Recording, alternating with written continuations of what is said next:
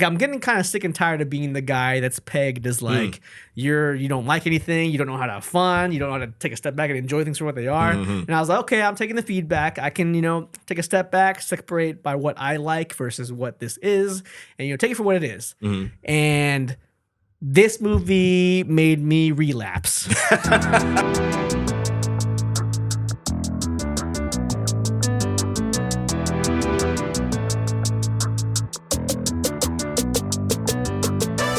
This is Geek Off the Street, your go-to channel for all things from obscure geekdom to modern-day pop culture and everything else in between. What's up, everybody? It's that time again. It is. It is that time again. Right. It is that time again. Right. As it is that time again every week. Yes. And it's the best time of week for us and for you guys. You're welcome. Yeah, because my name's Trent. And I'm Mark. And this is Geek Off the Street. Greatest podcast of all time. We talk about pop culture, geek culture, and whatever the hell else we want. Those three things. Yes. In that order. In that order. Typically. Sometimes. Sometimes whatever the hell we want the whole time. but yeah, this week on an exciting episode of Geek Off the Street, we're talking about Shazam, Fury of the Gods. That is the correct title, right. I And believe. as of today, right now, it just came out like 24 hours ago. It did, basically. yeah. It came out As the Friday, time of this recording, we're on the cuff. Right. Even though I saw a bunch of YouTube videos about reviewing Shazam 2, that was pretty fast. But we're here also on the cuff. Yeah, isn't that amazing that the movie hadn't even come out yet and people are reviewing it? Yeah. How does that work? Right. Maybe Well, but I kind of get it. Yeah, maybe it's a press thing. Maybe we should get in on that. Yeah. We've done the press passes a couple times before. But we'll figure nice. it out. Yeah, pretty nice. I think we're very qualified for it. Obviously. So we're getting into that brand new movie. One of the last few entries of the DCEU. Right? Or Phase 4 is Phase 4 of the DC stuff. I'm gonna call it. Is that what it is? That what we're calling? That's what I'm calling it. Yeah, I'm calling it like I see him. Yeah, we'll call it that. And accompanying us as our centerpiece Look today at that, huh? is our Shazam, the Shazam figure we have here. Bam, bam. Yeah, bam. Everybody see it? That's the guy. Probably can't see it. That's the kid. We can probably see it. You Whatever. figured it out. You guys got it. But before we do that, how are we doing this week? I'm doing pretty good this week. Yeah. Actually, I want to, if you don't mind, let's get right into what are we drinking first. Let's get into what are we drinking. Yeah. All right. So my favorite new segment of this show is what are we drinking today? This is going to be a new thing altogether. It's from a group called Prairie. They make artisan ales. Okay. And the one I have in front of me is a double vanilla noir. And I have a chocolate noir. Right. And we are going to crack these bad toys open. This is exciting. Yeah. Mark, you've been making some good choices these last few weeks, man. Every once in a while. Yeah. Not often. Do I make good choices? I'm going to put this right here. There's an off-screen trash can. Right? You can hear it rattling around. You guys worry? Yeah. And I keep on my keychain just so I can have, whenever I need to open up some alcohol, it's ready. So I'm going to put You this always one need to be prepared for that. right there. And I'm going to set this one right over there. That's what we do. So which one do you want to try first? The chocolate or the chocolate's vanilla? in front of me, so I guess I'll go chocolate first. Let's go chocolate. Let's go halvesies. Halvesies? Like half of the bottle or half of the cup? Let's go half. Right there is good. Okay. Right there is good. Because we're going to do an experiment at the end of this. Right. All right, let's do a little chalky. It's got good notes. Okay. That's what people say, right? Yeah. And swirl it around. Right. Cheers, my friend. Kampai. Kampai. Oh, classy. You're culture, my friend.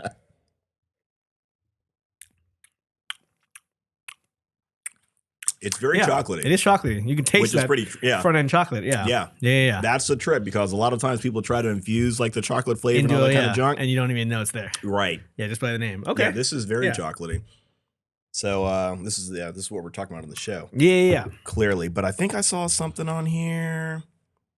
Nope, it's not there. But yeah, there's something where they're saying it's got like there's chocolate in it. They got like the chocolate nibs were kind of using putting it together. Okay. Yeah, I like that. It's not bad. Yeah, it's definitely a. I mean, it's a stout of sorts, right? Yeah, and I am a stout guy. Yeah. Yeah, so very good. Very good. Yeah, not too bad at all.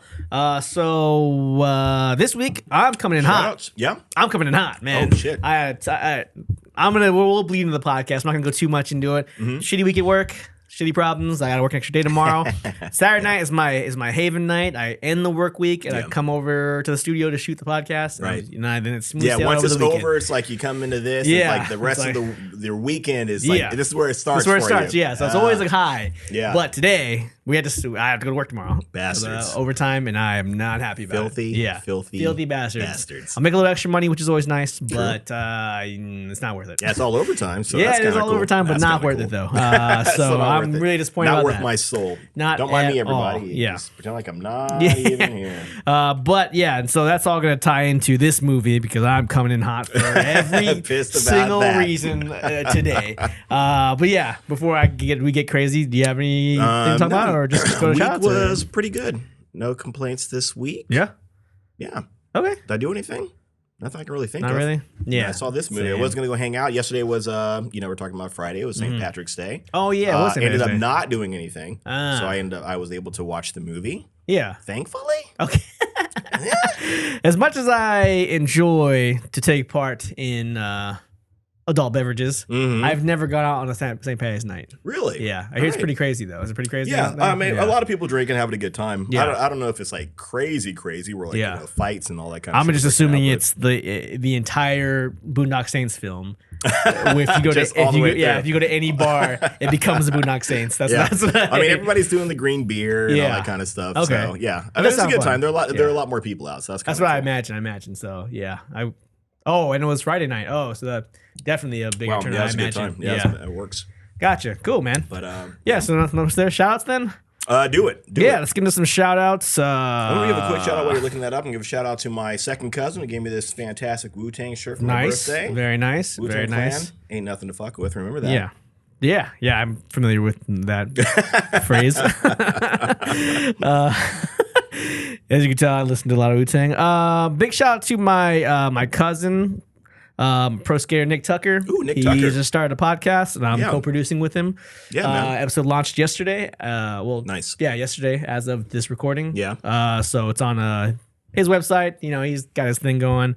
But so that's exciting. Yeah, check that out. Yeah, congratulations to him, man. Yeah. Good job, both of you, actually. Oh, thanks, man. Thank you. So shout outs to DC Sweet. Thanks for following us. Nice. And the Wolf House Podcast, which is the name of my cousin's podcast. Oh, nice. Wolf House Podcast. So, yeah. And then games.stores. And I think that's going to be it. Oh, you know what? I do have to give a shout out. I just remembered. I need to, Jeremy, no, it was Jordan and somebody. And Jose, I want to say. Yeah. Hang on a second. Just stand by, everybody. Yeah. Stand by. I will entertain you guys with a couple of sounds. In the meantime. I'm already ready. Now I just want to hear these sounds. Okay. I had nothing. I had absolutely nothing. Yeah. So Jordan and Jose, I went to Regal Theaters, and they're cool guys. Helped me out. I gave them a business card. So if you guys will check out the podcast, we appreciate you worked at Regal? You worked at Regal. Nice. Man, every time I walk into a movie theater, I always have been like, I wish I worked at a movie theater. Like it's one of my first couple of jobs. Yeah. Like 1 or 2 jobs. Yeah, so do I, actually. That sounds I don't know, like being around movies all day. Like, I mean, you got to deal with customers, I'm sure.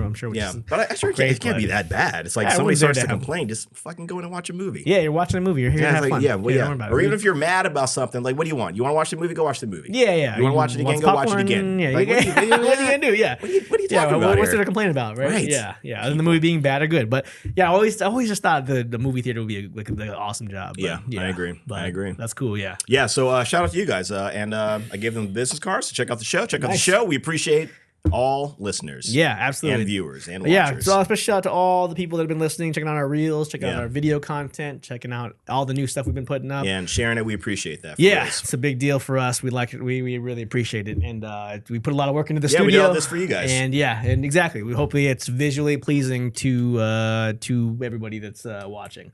And if it's not, keep it to yourself. Yeah. If it's not, just fold it up, put it into a sandwich. Yeah. And eat it. Yeah. And then deposit the waste and whenever you hear from me again. Go back to your business. Exactly. Yeah. And then go watch a movie. It's a movie. Go watch a movie. Exactly. So anyway, let's get into some effing Shazam Fear of the Gods because I am bringing some fury.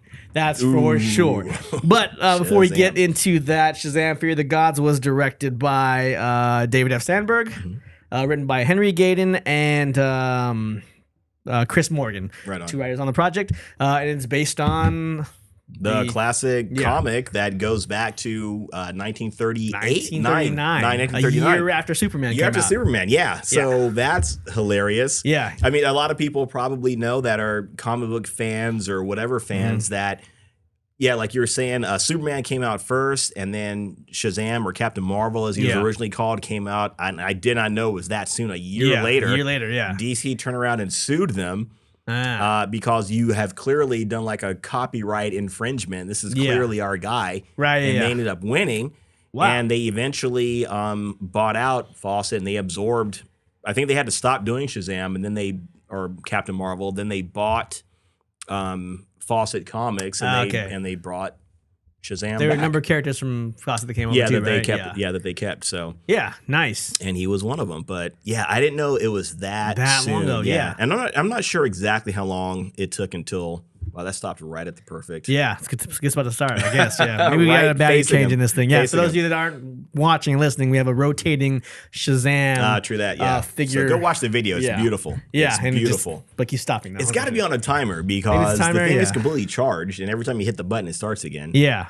We got to figure that out. Yeah, that's not the point, right? We're not here to talk about motors. Yeah, motors. But so that's what ended up happening as far as Captain Marvel is concerned, and then. People probably know this already too, but Captain Marvel, I think DC stopped running the Captain Marvel title for, I'm not sure the number of years, it's either 7 or 15. I'm not sure. I want to say 7. And Marvel Comics was clearly watching this like a hawk, because as soon as the time frame ran out for them to keep that Captain Marvel name, Marvel jumped right on it, and said, "All right, we got a Captain Marvel, bam, and now Captain Marvel belongs to us." And you can't use it. And then that's kind of the running joke in the movie too. It's like, what do I call myself? What's my name?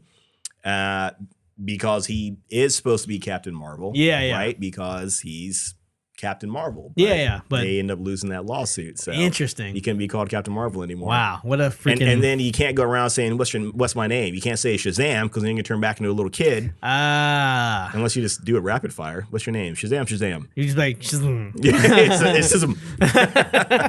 But yeah, so he premiered in 1938 in Fawcett Comics' Whiz Comics #2, created by artist C.C. Beck and writer Bill Parker. Yeah, so I didn't realize he went back that far either. I really thought it was like maybe in the early 40s, just because of the comic book style. It seems like it was that way. Then my guess was it couldn't have been that early, so I said it was like maybe like in 47, but it's like almost like 10 years earlier, which is nuts. That's crazy. Yeah, and we were talking earlier about how great of an idea that is for the time, because comics were for kids. Big time. For a long time, actually, for decades. I agree. It's the perfect thing. I know when I was a kid, Captain Marvel was one of my favorite. I think when I was a kid, he was still Captain Marvel. I think the lawsuit probably hadn't gone down yet. Holy bad shit. Okay. Yeah. So show some respect to the sage, kids. Show some respect to the sage. They just aged yourself there. Right. Yeah. I do it gladly. But he was still Captain Marvel. Yeah. And that was one of the things when you are a kid. I mean, it's like you were saying earlier too. That's every kid's fantasy is to be kind of within that adult world, not on the outside looking in, being told what to do, but to be one of them. And then to be a shot caller, so to speak, within that world. I mean, you have the quote unquote the wisdom of Solomon. So you're on par with all the adults mentally and physically, or you're more powerful than they are. So it's every child's dream, fantasy. And it's human nature, or I'll say it's child nature to mimic the adults, or to that's what childhood is you're in training to be an adult. So it's it's every kid's fantasy, like you were saying. And I know I think I said this when we talked about Shazam, the first movie that came out. I know when I was a kid, I was obsessed with Shazam, and I remember like saying, like, I would do this thing where I had my dad, like, I'm gonna say Shazam, and I'm like, maybe, I don't know, 4 or 5, maybe. I'm gonna say Shazam, and then you come in here, you put the cape on me, because I'm going to sit here and strike a pose. And then you're going to turn into Shazam. I can't do it because Shazam doesn't put his own costume on. Oh, yeah. So you just, and action. It was one of those kind of things where it's like, get ready, come on. Get on your cues. Be ready when I say it. That's awesome. So, and my dad did it, laughing the whole time, but But he's just like, I don't get this, but okay. That makes a kid laugh. Yeah, right. Yeah, nice. And speaking of that too, that show, they had a Captain Marvel show in the late 70s, I want to really? say. Yeah, they did. Okay. And the kid that played Billy Batson in that, and he wasn't a kid, he was like a teenager. Yeah. But the kid that played Billy Batson, I think he was actually in this movie. Oh, really? Yeah, there's a part towards the end where all the people are like running away and trying to, get out of the, from all the chaos that's happening. Mm-hmm. You see a person in the background. He's older. He's got really dark hair. He's clearly dyed it. Like just, man, when somebody's really old and they dye their hair super black, it's like, don't do that.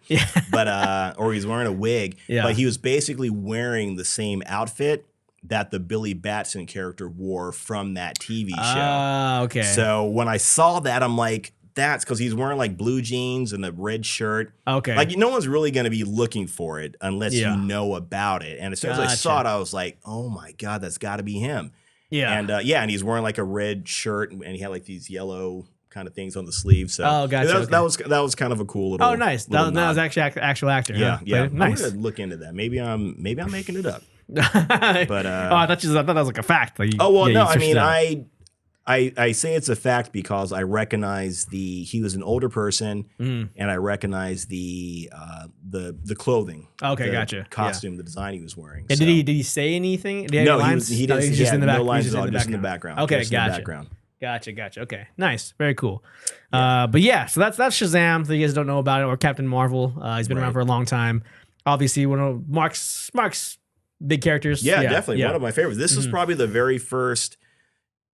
I think this might have been the first statuette or figurine I ever bought at a Comic-Con or at one of these conventions. Yeah. Was this one. Okay, gotcha. And I thought it was great just for that reason. It's got both of them together, and then there's a kind of a spot where the lightning bolt hit. Yeah. You get a lightning bolt to put down there, but yeah. So he's definitely one of my favorites. Then I got the Black Adam up there, as you can see too. I've got another. You can't see it down here, but the Captain Marvel Shazam has been one of my favorites from day one, just for that reason, like we were saying. It's every kid's dream. Gotcha. Okay, cool. Apologize, it's warm in here today. Oh, yeah. Oh, we were just talking about how effing cold it was and rainy last week, and now it's like shot up. I got hot today. Oh, so my stars. We're wiping down on camera. But we're still here doing it for you guys in this effing hot studio under these lights. And we knew it was going to happen. Eventually, I didn't think it was going to be like right now, though. We have everything soundproofed and blocked off, so there's like no circulation here. It's a little hot. A little hot today. But yeah, anyway. So let's get into some Shazam then, I guess. Yeah, let's talk about Shazam. Yeah, so I'm wearing today my super easy, barely inconvenient shirt, as made famous by Ryan George from Pitch Meetings on Screen Rant. Yeah, if you haven't seen those, they're hilarious. Yeah, they're genius and hilarious. One of the funniest things I've ever seen, and I go back to that. So that's one of my favorite YouTube channels. All the time. All the time. So whenever new one pops up, or even he's redoing the old ones. Yeah, he's going back and revisiting it. It's so great. Watch. Yeah, I'll watch it again. Thank you. Yeah, they're one of the best things to watch. So funny the way he does it, and most of the stuff is pretty like, you're right. Oh yeah, that is funny. Why would they do that in the movie? Yeah, it's really he's really smart about it. Yeah, and all in a fun way. Yeah, exactly. So my goal today is to try to hit all the things that I think he might hit in this movie. Ooh, in his episode. I like it. Because he's gonna hit all these. I think he's gonna do an episode obviously probably next week. Yeah. Or the week after, and I'm gonna try to see if I can hit some of the things that I think he's gonna talk about. Nice. Because I love it. I started watching this movie like I imagine he would have to watch it because I got some theory to bring for this movie. Let's be honest. So you want to talk about your likes first? Let's see. No, I don't. Let's get right into the negatives. I had to watch both Shazam 1 and 2 this week because I had never seen the first one. I've never been a huge fan of Shazam. I haven't read a lot of comics, so I don't really have a big connection to him. So I didn't really think I needed to see the movie. And I knew where it was going, like tone wise, and I was like, I'm not really interested in that kind of movie, right? Yeah. And then I watched them both last week, and yeah. I do. There was one thing that I did like. Coincidentally, in both movies. You want to guess what that is? One thing I can't think of her name off the top of my head. I know we just said it, but what's this young lady's name? The girl that played Mary Marvel, Grace Caroline Curry. Yeah, Carolyn Curry. Yeah. That was a positive. She's a bit all right. She's a bit all right. She is. Yeah. She's a right fit bird. I mean, I will say Mary is the smart one, right? She's the book smart one in the book, in the comic books. Okay. I read a recent-ish arc with a 5-story arc with her in it. Yeah. And it was a lot about that too, about her smart and go to college and that kind of stuff. And I mean, she was taking over the Shazam moniker, which I don't really care for, but she was, I was like, okay, that's like her. But outside of that, great casting choice. Great casting choice. Yeah, and I guess in the first movie they had someone else playing her. Yeah, playing the adult version. Yeah. But then she's playing herself. She's playing the adult version of herself. I guess because she is an adult. Yeah, she's the oldest one, I think. She's within this movie, she's at least like probably at least 2 years, maybe 1 to 2 years older than Billy at least. Than Billy is. Yeah, Billy's about to turn 18 in this. Yeah, so. I think she's actually 26 or 27 in real life. Okay. Yeah, but. Yeah, she was great. Yeah. Fantastic. She was fantastic. And the mom, fantastic. Yeah, the mom was fantastic. Fantastic. I will see a sequel about a spinoff just with Mary Marvel, and she could just be studying the whole time. That's fine. I'm cool with that. Well, it doesn't matter. Like, it doesn't matter. Like, it doesn't matter. But yeah, there's that. I like the world they tried to build, and I do like that they. Obviously, it's a kid playing an adult, right? Yeah. Playing as an adult. So why wouldn't it be a kid-friendly That's the low-hanging fruit. Right? Yeah. Like, why not? Why wouldn't it be? So I like they try to do that. They try to make it make sense for who he is and what age he is, I guess. Yeah. But I mean, it's a lot of humor that I don't really identify with because I'm a little bit older than this generation of kids. But I don't know. I've always liked Zachary Levi as an actor. I think everybody likes him. Yeah. I've always thought he was a good actor. And he has a good presence as an actor. Yeah. But I mean, he was okay. You know, he was okay. He didn't even really seem like he was playing the actor that played Billy Batson really well. Yeah, that's a very good point as well because they're very different. He was when he was Shazam, he seemed like he was more manic when he was Shazam. Yeah. When he was a kid, he seemed like he was a little more reserved. That was the more mature one. Yeah, exactly. Was the kid, and you're supposed to have the wisdom of Solomon. Yeah, right. This guy, which they made a joke about. You know, the reason why he doesn't act, so mature is because he. For whatever reason, doesn't have that power yet or something. Whatever, Which probably would have been a better way to go with these movies. Yeah. Is to say, like, you have all these powers of all these different gods, but you've got to work to get them, or you've got to work to hone them. Yeah. If you don't have the wisdom of Solomon, like if you want to act more immature, okay, but that's something that's there that you're trying to access. Right. And it could have been more of a journey about him going on a quest, for lack of a better term, to obtain his full potential. Yeah. He's got these, I don't know, 7 different gods to pull from, and all their powers and whatnot. Yeah. So some of the obvious ones, strength, okay, maybe flight, whatever, that's fine. Speed, lightning, all that. Yeah, all that kind of cool stuff. So that might have made for a more interesting story than to show him, acting like a little kid. Right. And again, especially with the first movie, it was a low-hanging fruit. Yeah, have a little kid, acting like a little kid. But like I said, the funny thing is he was more of a little kid when he became Shazam. Versus as Billy Batson. Yeah. I 100% I agree, man. Yeah. Yeah. And I don't know, man. It didn't seem like, it didn't really seem like it connected real well. And obviously, how else do you do it? It's a bunch of kids playing adults, right? Or a bunch of adults playing kids, or whatever however you want to look at it. And so I get that that's like the world you want to, it makes sense to exist in. But at the same time, it's also an excuse to be like, let's make it as like silly and childish as possible because we can get away with it. Because these are kids. You know what I mean? And I don't know. I just, I feel like that was more, I would imagine from a marketing standpoint, it's a good idea to do that, right? It's a good idea to make it more kid friendly so you can put out more toys so the kids can go watch the movie and buy the toys. So I would imagine from a marketing standpoint, I kind of get it. Maybe when the whole thing was being written in the first place, maybe, some producer somewhere up top was saying, we need to make this more childlike so kids, might want to Yeah, exactly. Watch it, emulate it, blah blah blah. Buy the toys, buy the costumes, exactly. whatever, all that nonsense. The merch. So, and then and I get to see that. And the more that I'm starting to watch these movies and take a step back, it's becoming more and more apparent how much of an industry the film industry is. You know, how much it is, how much is the business. You know what I mean? It's not just putting out the film. And it's like we just got to be as safe as possible, to guarantee our returns. You know what I mean? And that's I get it. Yeah, and that's what this movie was. Unfortunately, it was as safe as possible. It reminded me, just in the sense of Black Adam. Like Black Adam, he was supposed to be this dark character, but they didn't want to make him too dark. He was supposed to be, you know what I mean, this really serious character, but they had him, cracking these, these very poor jokes at certain points in time too. It's like they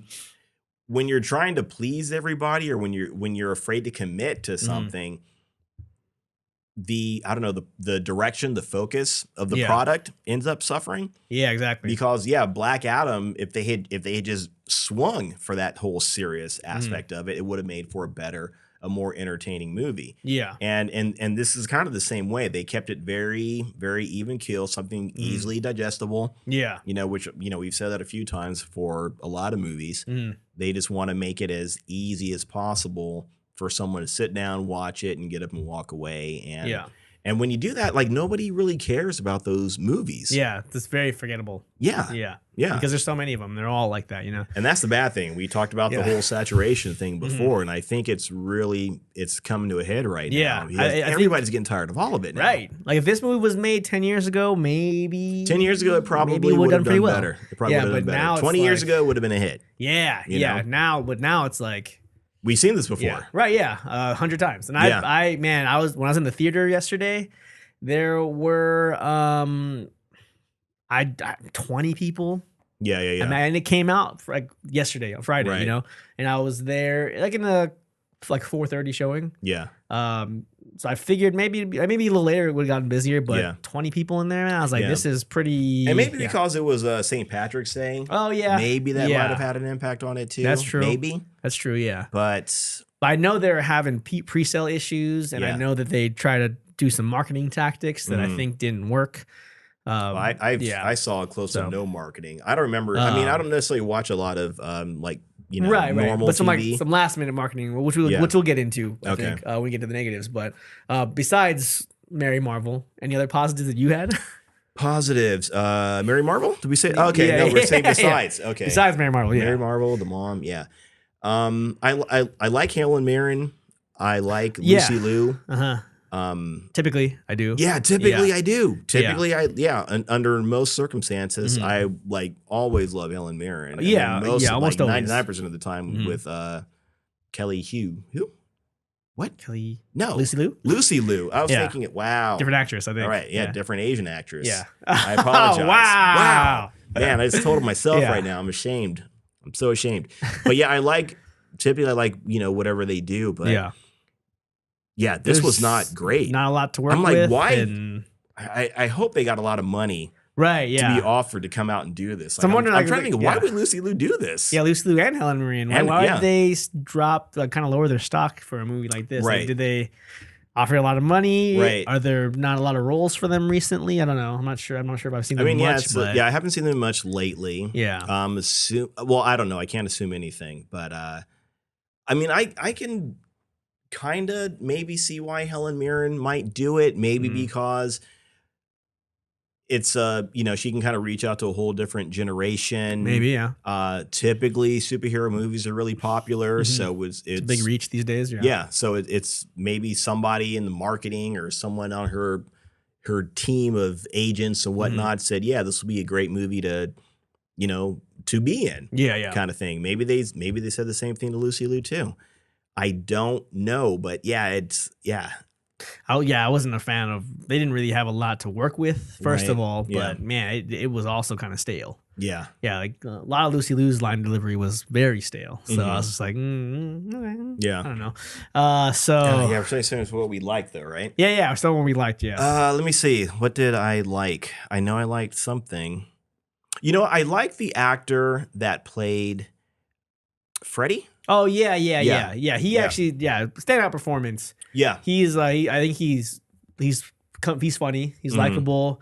He's pretty charismatic, but I think he was putting out the emotions. His emotional at the scenes right time. were and his emotional scenes were very good, like very convincing. Right. Yeah, I think he has a bright future. His acting was very 3-dimensional. In this, I think I could see him playing like I see him being the who's the guy that played his superhero Brody.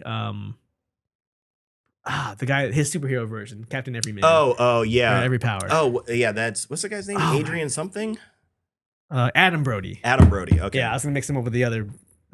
Anyway, I know something with the name. Okay. Yeah, Adam Brody. I feel like because Adam Brody has that personality, like in his younger movies days. I think the same kind of like likable, cool guy, but dorky, kind of smart talking guy. He has that same kind of personality. So I feel like he can have a career like him. I like playing that kind of role. So I think he has a future as Yeah, I hope he is recognized. I hope he gets recognized. Whenever he's going out for the next role, next gig, or whatever, that that people realize that. So he did a really good job.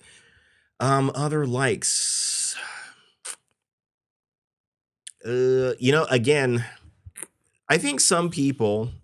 I know that the numbers aren't very good for the movie right now. I think they're at like I want to say like 11.7 million. Oh, really? It's only been one day. Yeah. But I mean, typically, I think they're looking to, we want to see somewhere between 30 and 50. Yeah, somewhere at least, because I think the budget was around 100 million for the movie. Yeah, it was 125. Oh, 125. Yeah, so the first one was 100. This one's 125. So they're probably looking to make a third to a half the budget maybe in the first weekend. Yeah, typically, I suppose they'll start to slump off after a while. And now it's like, I don't know. Yeah, it doesn't look like it's going to get there. Yeah, I don't think it's going to. Well, I don't know. Maybe. I'll be curious to see if it makes 30 million by the end of Monday or Sunday. So I think the first weekend is all pre-buzz, true, that kind of thing. And then what continues the success of it is if word of mouth is good after the premiere. And so far, word of mouth doesn't look great, I think. Right. Yeah, it's not a lot of buzz about the movie. And I think that's for a lot of reasons. I think for the fact that it's not, it may or may, I mean, it might be because based on the post-credit scene, but it may or may not be a part of what's going forward with DCU. I think it all depends on how well the movie does, is what it sounds like. Yeah. And then the movie itself is, generic. Right. So I don't know. I really didn't want to spend money on watching it, and after I watched it, I was like, I wish I didn't spend money on this. You know what I mean? But so I don't know. I think it's doing well so far. But I'm having a hard time thinking about things that I really liked, just because a majority of the movie was just kind of like, it was there. So I think it's one of those movies that and I was telling this to some fans of the show earlier today, that I think the movie is all, it's all right. It's okay, but it's nothing, it's not bad, but it's not good.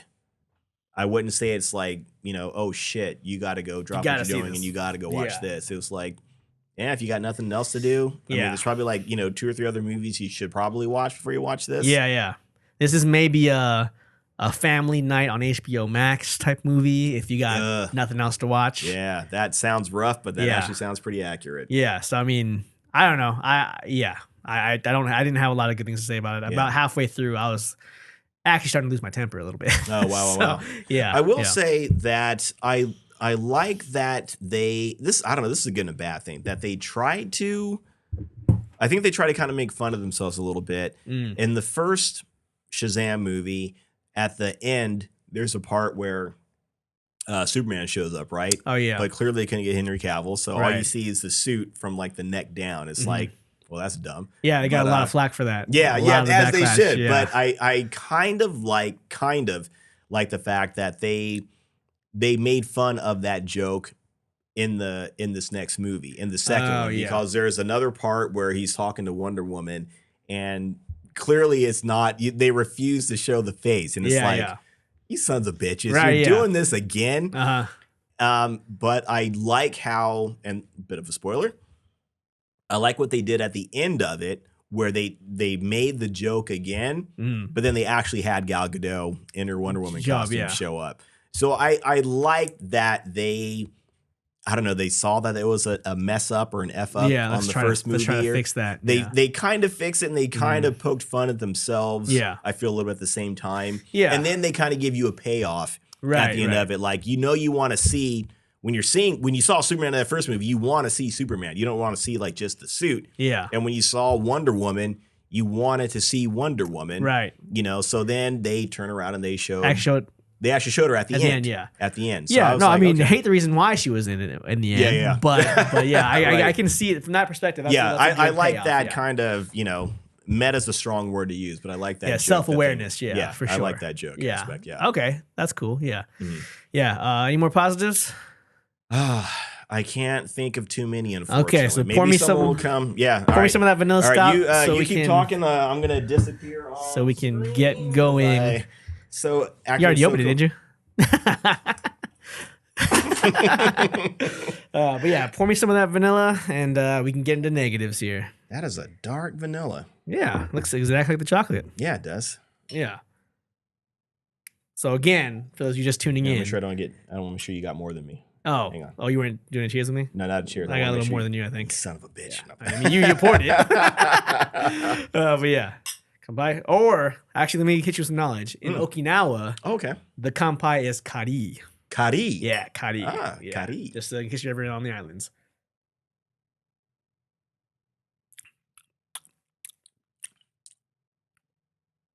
How much vanilla are you picking up? I'm not tasting much of a difference. Just basically less chocolate is what I'm tasting. Okay. Yeah, the chocolate is definitely chocolate. Yeah. Mm-hmm. And this is the double vanilla noir. Yeah. It tastes like a dialed back chocolate. Yeah. That's like me, yeah. But, okay. I mean, I'll take it. It's alcohol. It's still good. Mm-hmm. I'm just not, I'm not picking up on a lot of vanilla. Right. Yeah. Especially with a moniker like double vanilla. Yeah. And this isn't even double chocolate. It tastes more like chocolate. Yeah. So, but I want chocolate something that shows up more in a beer I think than so. vanilla. When it comes to, especially with this kind of thing, with like the stronger tones or something. It really goes well. You can see the legs on this thing too. This thing is really, really rich. Yeah, it looks like molasses. Yeah. Yeah. Is that the right thing? Molasses. Molasses are like a good brandy cognac kind of thing. Oh, there we go. Yeah, dessert wine. Mm-hmm. Yeah, for sure. Okay, so let's bring the theory, man. All right, I'm coming in hot, man. Hang on, let me get my seatbelt on. Yeah, let me just paint the picture for you, right? So I had to work later than I wanted to at work yesterday, and I was supposed to go watch the movie. So I had to work a little bit later, so I had to cancel the showing that I was going to see and go see a later showing. Yes. On a weeknight because I had to work today too. So I was a little disappointed about that. Trying not to be as negative and saying that my job ruins everything, but my job ruins most things in my life, I feel like. So, so I got to the showing. I was a few minutes late. I didn't have lunch that day because this is a storm. Because an employee didn't show up. Oh, well, you can't blame Fury of the Gods. Right. But so I went and so I didn't have anything to eat. My protein shake was not factory sealed when I bought, so I didn't drink it. So I had nothing in my system. That's probably why I was angry, because I was a little hangry. But I bought some popcorn and a hot dog, so it got better. Okay, there you go. But so anyway, I'm in this movie, right? And it's going along. First couple minutes, whatever, I'm trying to be okay, right? I'm trying to be okay. And let me just preface this by saying, if you haven't heard every other episode in our series, I'm usually bashing what I think are bad superhero movies. Yes. Which is 80% of them, right? Maybe more. 80, wow, that's very 85% nice of them, I don't know. It's probably most of them, right? So I feel like the last few episodes, I'm getting kind of sick and tired of being the guy that's pegged as like, you don't like anything, you don't know how to have fun, you don't know how to take a step back and enjoy things for what they are. And I was like, okay, I'm taking the feedback. I can, take a step back, separate by what I like versus what this is, and take it for what it is. And this movie made me relapse. I was doing so well, I thought. I was like, I'm going to just enjoy things for how they are, because that's what we have. I relapsed. How far were you into the movie before you relapsed? I was about halfway in. Oh, really? Half? You made it to half? Maybe a third of the way in, but it was a 2 hour and 10 minute movie, so it's pretty long, right? Maybe less than half, probably, now that I'm thinking about it. But it was like steps, right? Like I started out like, okay, I got a hot dog, all beef hot dog. This is pretty good. Yeah. Got a thing of popcorn. Got a cherry Coke, which is my favorite drink to eat with the Coke. movie. Mm-hmm. And I was like, okay, I'm starting at the top, right? Starting at the top. And then 20 minutes in, step down, 20 minutes down, step down. And then by the time I'm in the basement now. Right? I'm in the basement fighting monsters or whatever it is. Whatever you do in the basement. I don't have a basement, so I do. I fight monsters all the time. So all the time. Right? You had to fight things away to get to the furnace. I don't know what basements have. I live in California. We don't have basements typically. So anyway, I'm getting more and more angry, right? To the point where I'm like, what? I don't even understand what's going on anymore. Like, I don't even, I correct me if I'm wrong. If you guys are different and you saw it differently, this movie didn't make sense to me. Like, there's just so much random shit in it, right? Yeah. So I'm talking like, okay, we have some gods or children of the goddesses that just kind of don't like humans. They need an apple to plant in their garden to revitalize their world. Okay, yes. Simple. Yeah. Go get it and plant it in your world. You're good. And you're good. Yeah. But also there's these kids that stole my father's powers. But not really, but yes, they did. And they didn't, but they did. And then we got to go kill them too, or take their powers away, or whatever. And then let's use the staff to take their powers away. Hey, let's make one not a goddess anymore. We have the power to do that. Use that staff on them. Like, you get it back, use it on them. Or let's get some unicorns, right? Because one of the little girls likes unicorns, and let's turn them with Skittles, and let's say taste the rainbow 4 times. Yeah, and keep Mary Marvel on the slow motion unicorn. That's fine. I'm cool with that. But outside, and then let's put a dragon in there. The fuck, man? Just throw a dragon in there, whatever. Yeah. And it breathes fire when it needs to breathe fire, but only when we don't need it to work. Yeah. You know what I mean? Or I don't know, man. So I was getting amped up, man. And I tried to get this out of me on the way home from the movie yesterday. I was in my car yelling at people, yelling and just like this is the future of DC. This is a good movie. And I was just yelling in my car. I was like, I need to get this out before we record the podcast. But it's clear I'm amping back up again. It's very clear that I'm starting to amp up again, right? But yeah. So I was just like, what is going on? And then we get to post-credit scene and. Why are they in this? Why is Economos and Harcourt in this? Yeah. Because I did some digging. That scene wasn't supposed to be with those 2 actors or those 2 characters. That was changed last minute. If you talk to Peter Safran did an interview, and he was one of the co-CEOs of DCU now. He was like, I had to call on a couple of favors at the last minute to get Harcourt and Economos in. Wonder why you decided on that. Right. If you're going to introduce the JSA at the end of the movie, let's bring someone from the fucking JSA, right? Like another hero, somebody that Billy would respect or be in awe of. Yeah. Not some effing human that he doesn't even know. Like, what? True. Why are they in there? Yeah. What? So anyway, so as the movie went on, and by the time I got to the end of it, I was just here. Have a drink. Have a drink. Thank you. I was pretty angry. About the movie because I was like, I know this isn't James Gunn's movie. I know he had nothing to do with it. He came on afterwards. Yeah. But it's a Peter Safran production.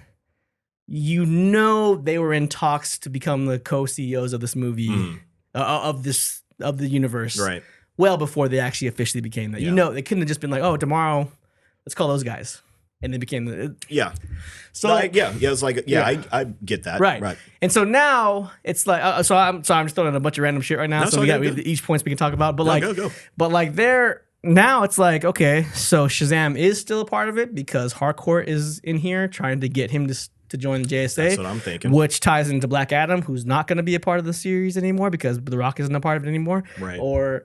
But Economos is still here, and but no more Superman. We can't even mention Superman in the movie anymore. But we can have Gal Gadot, even though she is or isn't going to be in the.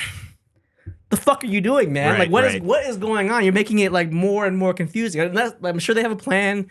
It's all gonna tie together at the end. I don't care. Whatever you can say. But what's going on? Yeah, no, that's a good point. Especially when you step back and you look at it, just the movie. When you step back and look at the DC universe, right? I mean, those are all good points. Like, is Gal Gadot going to be part of this universe moving forward?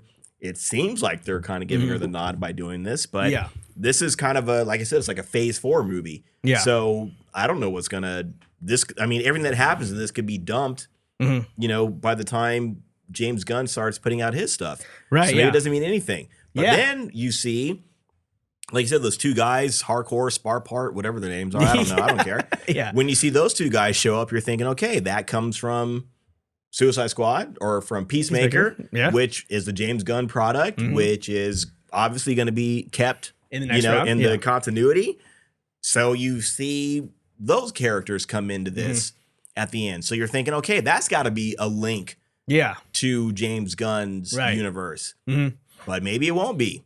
Maybe it won't be, Maybe it won't be because they're going to drop this whole thing altogether. Right. Is Hardcore the new Rick Flag? Or is Hardcore going to be the Nick Fury of this universe? Popping into each movie, trying to gather these teams together? Right. And why her? Wow. Like, who the fuck is she? Why her? She looks nice. Yeah, and she's James Gunn's wife also. Shut your mouth now. Oh, yeah. Did you not know that? I did not know that. Yeah, they got. Ain't that about? Oh, yeah, they got married a year before Suicide Squad came out, or Peacemaker, one of the two. Really? Yeah. Oh, yeah. They've been dating since 2015. Yeah, and they're married now. Okay, so they've been together for a minute. Yeah, so longer than the movie. Role, you think? Hey, don't you? I'm sure it helped. That's you. Was she in the first Suicide Squad? None of them were in the first Suicide Squad. Just Waller and Flag. No, actually, I take that back. I think they were in the first Suicide Squad. Were they the first one? Yeah, they were. They were. Try to forget the first one. So well, I don't know about the girl, his wife. Hardcore, I don't. Yeah, Economos for all those guys. Yeah, the other guy was the big guy with glasses, whatever his name is. The one that was with her at the end. Oh, Economos, yeah. Yeah, Economos. Yeah. The dye beard. That's a weird name, yeah. So, he was... he was in the first one. Yeah, he was in the first one. Okay. He was in the first one. Okay, interesting. Yeah. That's his wife. So you didn't... I did not know that. So there's a lot of flag going on the internet right now. Like, why is your wife in every project now? Why is she in the last 4 DC projects? And his response is, I didn't take over when those were getting made, so I had nothing to do with it. Of course you didn't. But... that she wasn't planned to be the one at the end of Shazam, but Peter Safran made the choice. Who is your partner in? Right. No, whatever. You know. Yeah.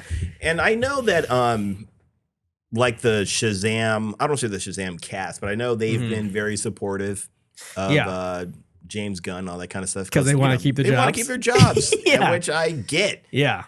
So I guess that's probably the case. They want to ingratiate themselves, whatever, to James Gunn and all that kind of stuff and keep the universe going. So I kind of get it. And so like in that post-credit scene makes me kind of feel like, okay, so Shazam might be safe. Might be. If this movie does really, really bad, then maybe not. But Shazam could be a part of a team situation with the Justice Society. Yeah. But if the Black Adam movie isn't going to exist, then that means Hawkman and Dr. Fate and Cyclone, those characters don't really matter. So is there different Justice Society? And I didn't hate those characters. Yeah. Maybe well, I mean, obviously two things can happen. One is they'll axe them all together. Yeah. Or they'll carry them over and then they'll just act like the whole Black Adam thing never because that's one of the things that gets reset in the Flash movie or whatever. Which is like you're picking and shooting. I don't know, man. Yeah. That's interesting. That's the big reason why they got to keep the Flash movie. Maybe they're going to use this as a big reset. That's exactly what it's for. Yeah, it's like a Flashpoint situation. Okay. And whatever happens at the end of it's going to be the new DCU, continuity, which seems like it's like Peacemaker and Suicide Squad are safe. Maybe Shazam now, but these people aren't, or whatever the case is, And so going back, so I was talking about this earlier, is that they took so Wonder Woman I think was originally supposed to be in the movie. I think Henry Cavill had a cameo that was cut out. Okay. And then Wonder Woman was supposed to be part of the movie. But when the pre-sale tickets were doing really, really bad, like way below what they're expecting, they released a trailer with Gal Gadot in it, like completely spoiling the fact that she was going to be in it. Really, I never saw it. Okay, in an attempt to try to get more people to buy tickets because nobody was buying tickets, and even the director was like, "Oh shit, I didn't know about this. Stay off the internet. Don't watch TV if you guys don't want to get spoiled." He posted on Twitter, and so like that was what was the plan there to try to be like, okay, well, people are angry about the DC right now. Yeah. So let's try to like throw some shit in there that people will want to come see because this is what they actually like. So we're still gonna kind of use things that can get people in the doors, but we're still gonna axe them going forward. I don't know. Yeah. So it's kind of like it just was like skeevy. The whole thing was just like, what are you guys doing? Like, what's the plan here? You're resetting, you're not resetting, you're soft rebooting, you're full rebooting, you're picking and choosing who you want to be in, like to fit into your plan. Yeah. But like also favoring your, I don't know. So it's kind of all coming around like not great. Yeah. And then James Gunn, and this is hearsay-ish, but James Gunn wrote in a couple of tweets saying like, oh yeah, we were interested in having Ben Affleck stay on as a director for something, and he's very eager to stay on, and he wants to be an architect of the DC universe going forward.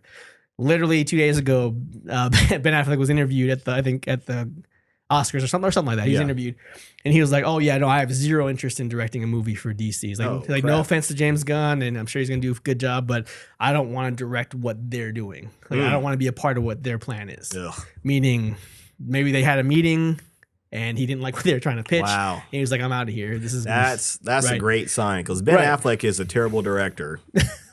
Right. Yeah, he's made so many bad movies. He's never gotten an Oscar for directing or writing or anything. Right, he's never won anything. Right? Has become a notable person. Right. So that guy said no. Yeah, right. And he was like bold, like he's like, no, I have no interest in directing something for the DC universe.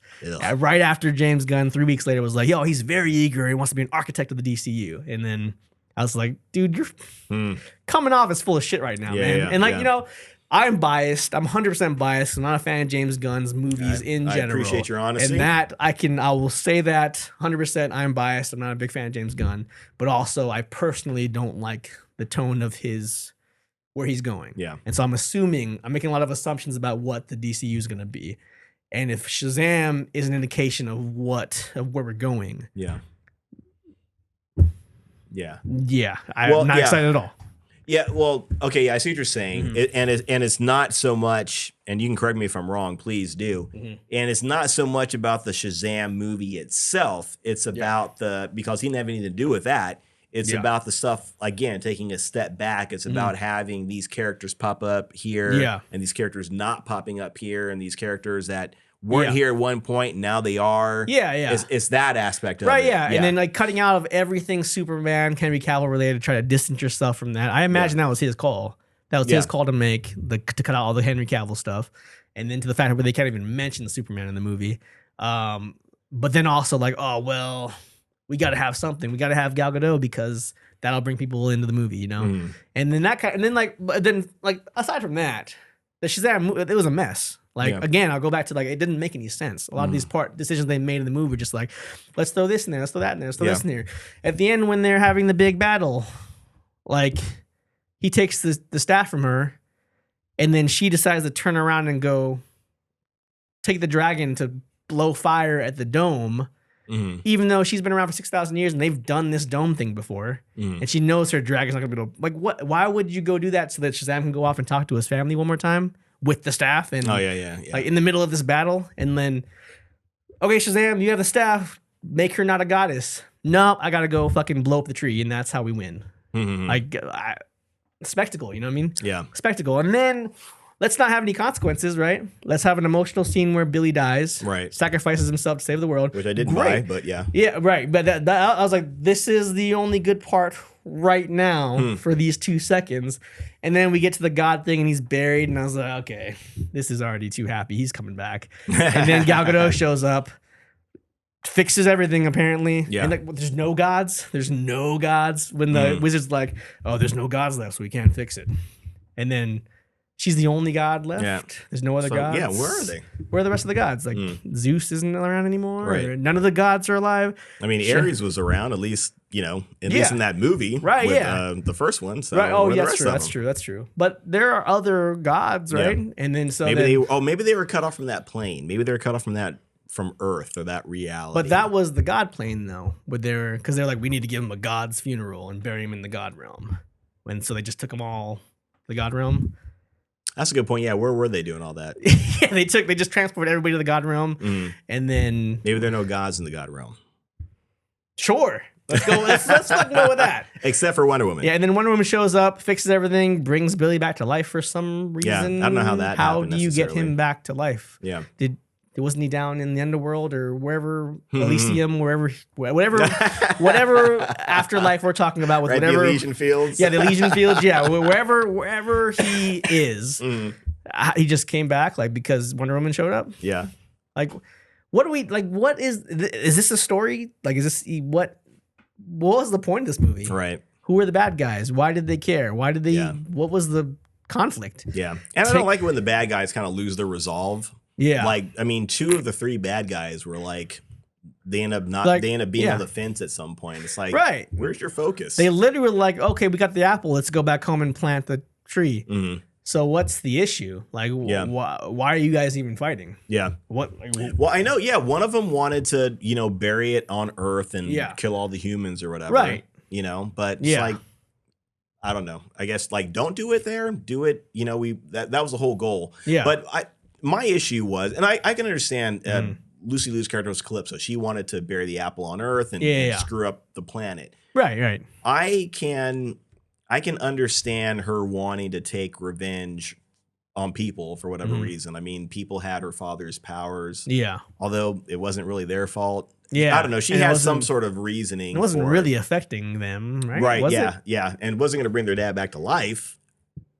So. And if it is revenge, let's make that a little bit clearer. Yeah. Yeah. Let's make that because like you can't reason with somebody who's like wanting revenge, right? Yeah. Yeah. The same thing with like Tony at the end of Civil War. Like you can't reason with him, even though it wasn't the Winter Soldier's fault. Exactly. Yeah. Yeah. Yeah. But you can't reason with somebody who's full of rage and full of revenge. Like, right. I get it, but fucking show me that. Yeah. True.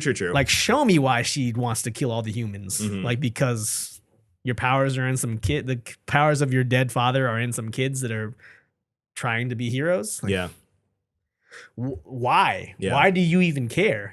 Take the apple, go home, bring the God realm back to life, and then muster an army and go kill all the people, or all just or live your best life. What's the effing motivation, man? Like, what is the reason for it all? I mean, I think I missed the first 2 minutes of the movie, so I don't know if I missed anything else. But I don't think so. Like, what? Like, what was the point of this movie? Like, so it was just nonsensical. It did not make sense. The plot choices didn't make sense. The staff was so inconsistent. Just use the staff, solve all the problems, and everyone's fine. Yeah. Or I don't know, like what?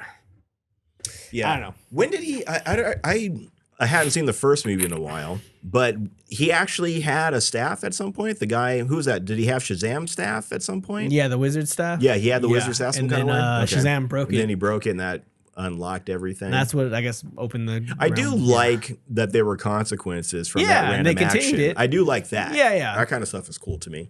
Yeah, and then it was like how would he have known that would happen? You know? Right. And that's great. That's a great idea. But I don't care about the actual consequences. Yeah. What the result of the consequences, like I don't really care. Yeah. I would have, and again, this would have been too serious of a movie, but I would have been more curious to see these different kids with this godlike power and how, I don't know, I don't want to say they were all perfect necessarily, but the wizard Shazam looked, for years and years and years trying to find the right person. Yeah. And Billy ends up giving this power to these kids. It would have been more interesting to see those kids get corrupted by this godlike power, like with I was going to say Jeffrey. That's Freddy? Not his name. Freddie. Yeah. I'm the wizard Shazam. Front of every different name in the book. Yeah. Like. I did laugh when he said freebie. He called him freebie. Yeah. Like, what is that? Right. Is that even a name? To him, he doesn't know. I don't know all your Earth names. Save your breath, freebie. And I was like, that's kind of funny. I don't even know that. Is that a name? Yeah. I hate some of the stuff they end up doing with, this all-powerful wizard at some point. It's silly as shit. Yeah. But it would have been, I would have been more curious to see this kid that has a disability, unfortunately. And then, what does that do to you or your mind if you have a disability and all you got to do is say a word and you no longer have that disability, but you're also one of the most powerful people on the planet Earth? Right, yeah. Like, I really would have loved to have seen that explored more. Yeah. 100%, why would he ever go back to being freebie? Yeah. Just stay like that. Yeah. Well, yeah. What would I know? So what I know they're trying to do, right? They try to hint at that when he was like trying to go off on solo missions and do his own thing and like. I don't think they were really diving into that at all. They were just showing him wanting to do his own thing. Yeah, it had be nothing independent. to do with him. Right. But I know, but they try to do that and then also be like, oh, you're fine as because the girl likes him as a human. Yeah. Like, oh, you're fine as who you are. You're just be who you are. Be your true self, and that's enough. Like they're trying to do that message, right? And it just fell flat. Kind of faded. Yeah, I don't really care. That would have been the best. That would have been great. Yeah, been a great storyline to deal with both Billy's like imposter syndrome and his trying to keep his family together because he's never had a family. That's a good idea. That is solid. That's a good idea. That's 100% solid. Yeah, and why would a kid not have those insecurities? Right, yeah, especially a kid like him with his life. And then you have Freddy who like wants to break free and also has been given a effing gift, like a gift that wouldn't be given to any normal person, especially with a kid like him in his situation. And the messed up thing is, within this movie, he seemed like he was a better choice than Billy. Within this movie, he seemed like he was a much better choice than Billy would have been. But when you flip all that around, Billy got chosen for a reason. Whether you really see it in these movies or not is whatever. But Billy was chosen for a reason, not any of these other kids. Right, yeah. So again, to me, that would have been super interesting to show all these kids who were not worthy of this power that all of a sudden had it.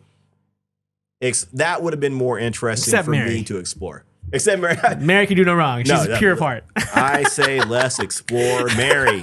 Get your mind. No, Trent. I didn't mean it like that, you filthy son I want to know more about her life. That's what I'm saying. Okay, that too. That too. Like in how she likes to take baths.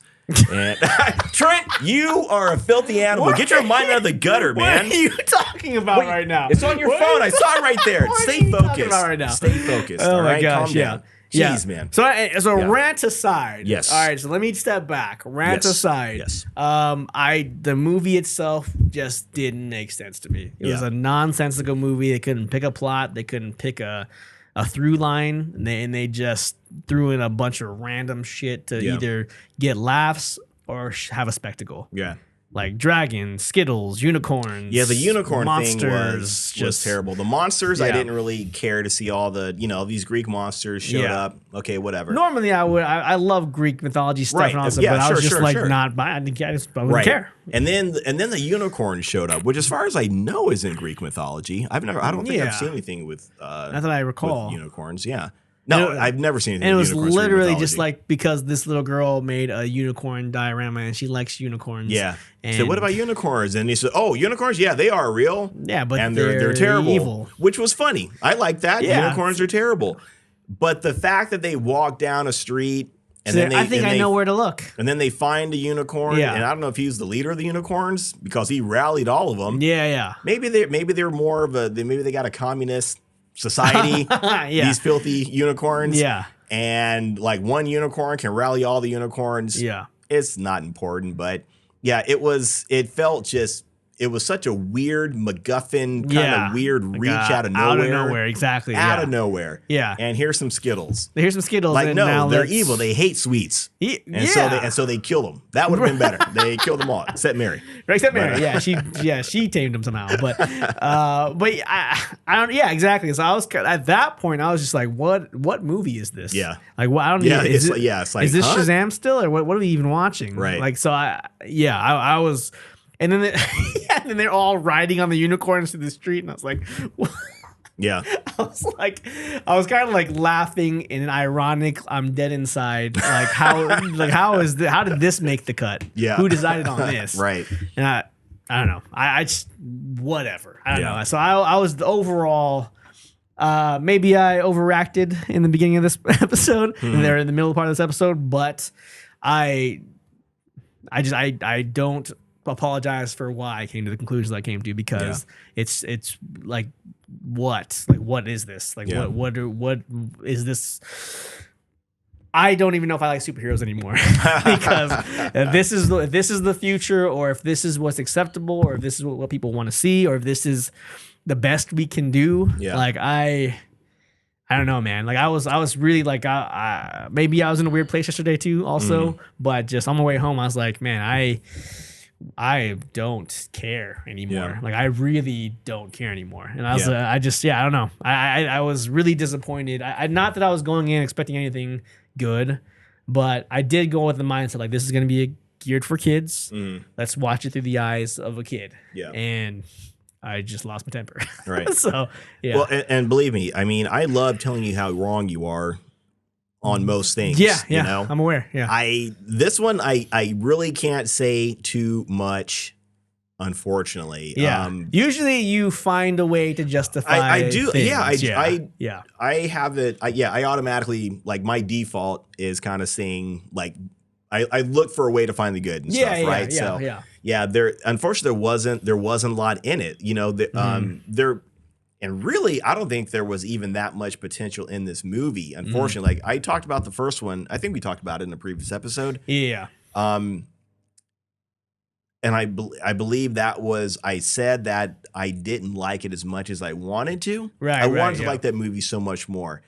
And in all honesty, that movie, not necessarily that character, but like that movie really, it didn't really warrant a sequel as far as I was concerned, in all honesty. Yeah. I mean, we barely saw any of like Billy in this. It was Billy was barely in this movie. And he was arguably, I found him more interesting because of, I don't know, like he was a little more reserved. Yeah. And a little more, I cared more about him figuring out his life. Right. Especially in that first movie. Yeah. Yeah, than I did. Or in this one too. Yeah, the first one too, especially. Than I did about Shazam. Like I don't care. Like, I don't care if you learn how to punch a dragon or not. Like, this is, and then they kind of threw in all these jokes. Like, at one point he calls her Khaleesi because she's riding a dragon. Oh yeah, a lot of pop culture stuff. Yeah. And then when like even at the end of it, like Avengers League. It's like, that's not as funny as you guys think it is. Yeah, right. Yeah, you guys clearly think you're making a really dude. Oh my, joke. That's hilarious because there was there was a little girl and her dad, but she was, I don't know, I didn't see her, but I could hear her laughing through most of the movie. And, and she was probably 8 or 9, maybe 10. I don't know. Yeah. She was young, and I think she was with her dad because her dad was obviously had a similar sense of humor because he was laughing at everything too. Yeah. And then that last part, because I think it's the last lot. Sorry, I bit my tongue. Yeah. That was the last line, I think, right? In that, when he says Avengers League or something. Yeah. The little girl was like, oh, God. The little girl. The little girl. She was like a little 8-year-old girl. Yeah, she was like, oh, God. I knew they were going to go there. And I was like, how old is this little kid? Right. She's aware. Yeah. She's aware of how bad that was. Yeah. Laughing at everything else. Yeah, laughing at everything else in the movie, which rightfully so. She was a little girl. She's a little girl. Yeah, laughing at little kid jokes. Yeah, that's fine. I was glad she was enjoying it. But when that happened and she called it out, I was like, this is bad. Yeah. This is very bad. Right. Yeah. And it was weird too because most people will stick around for all the end credit scenes. Yeah. And I know you told me like, hey, there's 2 of them, so be ready for that. So yeah. So I sat and I waited for the second one or that very last one. Yeah. There was nobody else in the theater. I'm like, I looked up, I literally got out of my seat and I'm like, nobody looking else? Around like everybody left. Yeah. No one's waiting for the people usually care, right? Yeah. Okay. Yeah, because most people stayed for that first one for mine. Yeah. By the time the second one came around, I think there's 5 or 6 of us left. Okay. I think most people had left. Yeah. And maybe they didn't realize it was gonna be a second one, or they didn't care. I don't know. Yeah, either one. But yeah, so there is an end credit. There's an end credit. Yeah. Scene if which anybody's is gonna watch exactly the same almost as the first movie's end credit scene. Right. Yeah. With the worm and the Mr. guy Mind, I think his name is. Yeah. And Mr. Mind, and then whoever that. Mark Strong, who always plays the villain and everything. Poor guy. He does. He always gets typecasted. Always in a DC movie. He's always a villain in a DC movie. Yeah, he's Sinestro. He was the evil wizard guy in Shazam. He was the bad guy in Kick-Ass. So he's always the bad guy. He was a good guy in Kingsman, so that was cool, I guess. Right. Yeah. Yeah, poor guy. But he's getting typecasted. But yeah, it was almost the same scene. It was just like, just I'm in still jail planning. talking. Yeah, I was like, I'm still planning. He's There's like, a plan. You're still planning? Give me the plan. And he leaves. Yeah, say something. Give us something. Give us something. I don't care. Right. Yeah. So, yeah, I don't know, man. It was a messy movie, dude. And then don't even get me started on the CGI. Was the CGI kind of not good? Was it just me? I don't know if I spotted too much bad CGI. I don't know if I can if I'm the one to Yeah, I'm not either. Yeah, but I was noticing like this. There's a scene when he first meets Anne, and they're sitting on top of the school, and like the background was very CGI. I was like, oh, that's not good. That doesn't look very good. That was weird because that was still. It seemed like that was still the high school. Yeah, right? It was the high school. So the high school was a high rise. Yeah, right. Like what? What's happening right now? Because that seemed like it was like way Notre Dame high or up. Something. Yeah, yeah, yeah. And then they were like just sitting on the edge, like no one's gonna see that or mention yeah. I mean, if there's a door leading out, there's got to be something to say, hey, kids. There's like a 1,000,000-story drop right out there. Yeah, and then the guy walks off the edge of. That was a little shocking. Yeah. That caught me by surprise. I thought Shazam was going to catch him, but no, I know. I thought so too. Literally the only nice guy in this movie, right? Commit suicide. And so then he's dead. Yeah. And I think probably one of the best things was like Freebie's performance. Like he was good. I'm calling him Freebie from now on. I think the most engaging parts of that movie were when he was in it. Yeah. You know? Yeah. I was even I didn't love the comedy, but his scenes I laughed the most at, I think. Yeah, he did a pretty good job. He has a good delivery. He has good timing. It wasn't 100% like perfect all the time, but a lot of it was. Yeah. When he was hanging out, when he was locked up with the wizard. Yeah. Some of that was I didn't see all that, but some of it was still good. But there's that when he called him Freebie. Yeah, he's like, my name's Freddie. What are you even doing? Right. What is that name? What is his name? Freebie. I was like, exactly. I would respond just like that. So like his line delivery, his timing, a lot of the time was pretty good. Sometimes he got a little annoying, sometimes a little bit off, but overall, but he was still the best. Yeah, he's still the and best. His emotional especially when he's saying bye to Billy at the end. I was like, okay, I feel that. Right, I do feel that. Yeah, he's going for it. Yeah, he's going for it. I do feel that. I don't care where this is going, but I do feel that emotion. Yeah, because of your performance, not because of anything else. Right. So he definitely was the best part of it. Yeah, 100%. Not second best part of it. Mary. Yes, we can agree on that. I don't know. Mom might be a close second though too. I do like Mom. Like Mom. In both movies. Yeah. The standout. So get your mind out of the gutter, Trent. But we're guys. Come on. So any last thoughts on Shazam? Are we done bashing it? Are we? Well, yeah. You know what? And I like that you were saying that some people were in there enjoying the movie. You could hear people in there liking it and laughing, or at least two people at least. Yeah, there was two, and then there's another lady on my right side up behind me that was also laughing at everything. Yeah. So I was talking to I shouldn't say some random person, but I was talking to a random person about Black Adam, and she loved it. She thought it was great. Again, I thought it was whatever. Yeah. But it is. I think it's a safe movie. It's. I was gonna say it's like a piece of white bread. It's very simple. It's easy to digest. I don't know how easy white bread is to digest anymore, but it's got a gluten allergy. So I don't know. All of a sudden, so I don't know. Sorry, no offense to people with gluten intolerance. Right? But yes, we love you, gluten. I don't know. It wasn't around. Yeah. Anyway. Yeah, but so it's one of those things that it's nothing. There's nothing that stands out about it. Yeah. Even the whole hero sacrifice that he seems like he makes. Yeah. I didn't like buy that for Squad, unfortunately. Yeah. It didn't move me. I didn't. Right. Yeah. I knew it was gonna bring me any weight. Yeah. For like 2 seconds when I see Billy's burned up corpse, I was like, oh, maybe they are gonna do this. But then I had already kind of known about the post credit scenes, and then I'd already known that like, oh, Shazam may or may not continue in the next one. I was like, okay, well, he's not gonna be dead. So, yeah. I knew they weren't gonna. I knew they were gonna kill him off because one, it wasn't that kind of movie, and I shouldn't say unfortunately, but nobody dies. Yeah, but it would have been great if maybe they really showed his. His body really burnt up and mangled, so to speak. That would have been like, oh damn, cannot recover. And then if you made him recover, that would have been like that would have had more impact. Like, holy crap, he was really dead. You know who I cared more about dying? You probably don't even remember who this person was, but when the tree first started coming out and like destroying the city, there was this girl that was like on the ground, like crab walking away from. Oh yeah, and it blocks it. It stops right before her. And then she gets up and kind of gets away, but then it gets her again. Yeah, but then the lion with the tail. Yeah, the scorpion gets her. Yeah. Gets her and like stabs her and throws her into a bill. I was like, no, not her. Like not her. Not a random lady dressed like the other characters. Right. They were all dressed the same. Yeah, like all of them mom, Mary, they're all wearing the same kind of jeans, white-ish shirt. And that's Philadelphia. I feel like there should be a little more What? Something? Yeah. I mean, I don't know. People wear different clothes, so that's true. Yeah. So when she got killed, I know that's true. It's like, yeah. You were kind of happy. She she was like, oh, she barely was a survived. Random person, barely got away. Like she's fine. And then she doesn't get away. And then she just gets killed. I was like, oh, okay, well that's a bummer. That I was bummed more about that than Billy dying. I know. Yeah. What do you think about the very start? Did you see the start where they go into the museum and they start, I don't know, she whispers in the one guy's ear and it starts turning into this like zombie thing where if I whisper into your ear, did you see that part?